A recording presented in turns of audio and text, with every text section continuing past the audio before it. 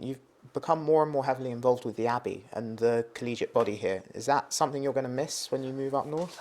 It's funny, over the last sort of few weeks while I've been thinking about leaving, and that's something I've realised I'll greatly miss actually. It wasn't something I'd necessarily expected that the Abbey part would be such a fun part of the job. But in my first year in the job as undermaster, I met President Barack Obama, the Pope, and attended a royal wedding. Those are quite interesting opportunities to be put in front of you, particularly when you go into a job as a teacher. They're not the sorts of things you think you'll end up doing.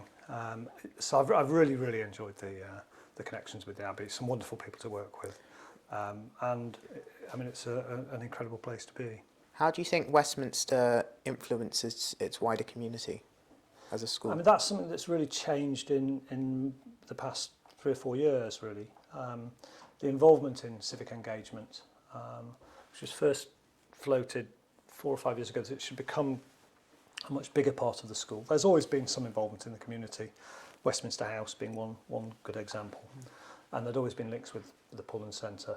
But this growth of civic engagement, which now has almost a quarter to a third of the school at any one time involved.